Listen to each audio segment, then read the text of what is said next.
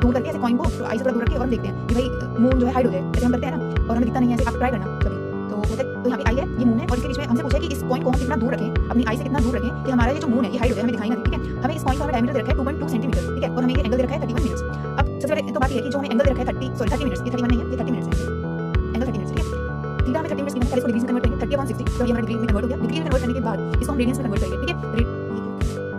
Radiance में convert करेंगे, radian में कन्वर्ट करने के लिए पाई/90 से मल्टीप्लाई करेंगे, ठीक है। थीटा हमारा रेडियंस में आ गया। अब देखो मैंने पिछले क्वेश्चन में मैंने बताया था कि थीटा हमारा बहुत स्मॉल होता है, तो उसके लिए हम क्या करते हैं कि जो रेडियस सॉरी जो डायमीटर होता है ना, वही हम उसको ही आर्क लेंथ मान लेते हैं, ठीक है। आर्क लेंथ और जो डायमीटर हमारा सेम होता है। Since theta is very small, तो होता है कि sin थीटा/2 जो है मतलब sin थीटा होगा अप्रोक्सीमेटली थीटा के इक्वल होता है। यहाँ पे sin थीटा/2 अप्रोक्सीमेटली थीटा/2 के इक्वल होगा और हमें ये हमारा फॉर्मूला होता है, आपको लर्न नहीं करना है, ऐसा बस ये मैंने सिर्फ समझाने के लिए दिखाया, ठीक है। तो एक फॉर्मूला होता है कि जो कोड होती है, ये डी मैंने लिखा है ना, ये डी मैंने ये जो पूरा है, ये कोड ही तो है, एक तरीके की कोड ही तो है, इस सर्कल की कोड है।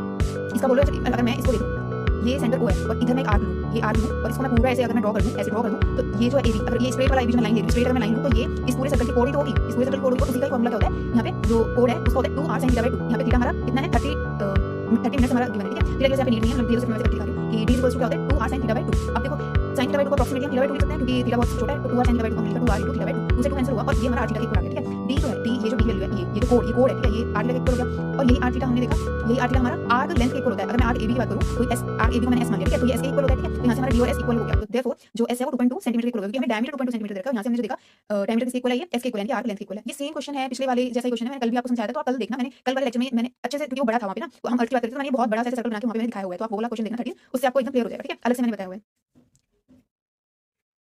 अब हम यहाँ पे अपना फॉर्मूला लगाएंगे, थीटा इक्वल्स टू s/r। यहाँ पे हमें थीटा पता है, यहाँ पे हमें ये आर्क लेंथ पता है और ये हमें निकालना है, ये वाला जो सर्कल है, यहाँ पे एक सर्कल बनेगा ऐसे, एंगल पता है, ये हमें निकालना है, ये भी हमें पता है, तो theta equals to s/r। Theta हमने रेडियंस में ऊपर पहले कन्वर्ट किया 30/60 into पाई/180 is equals to s 2.2 centimetre है, यहाँ से हमने देखा और r हमें निकालना है, ठीक है। तो यहाँ से r इसको आप आराम से सॉल्व कर सकते हैं, सारी कांस्टेंट टर्म्स है, पाई की वैल्यू 22/7 रखनी, 22/7 अगर क्वेश्चन में गिवन है 3.14 समथिंग कुछ वैल्यू होती है ना पाई की, तो वो आपको रखनी है। अगर क्वेश्चन में बोला है तो आप वो रखेंगे, अदरवाइज आप इसको 22/7 ही रखेंगे, ठीक है। Next question, assuming that a person of normal sight can read print at such a distance that the letters subtend an angle of 5 minutes at his eye, then find the height of the letters that he can read at a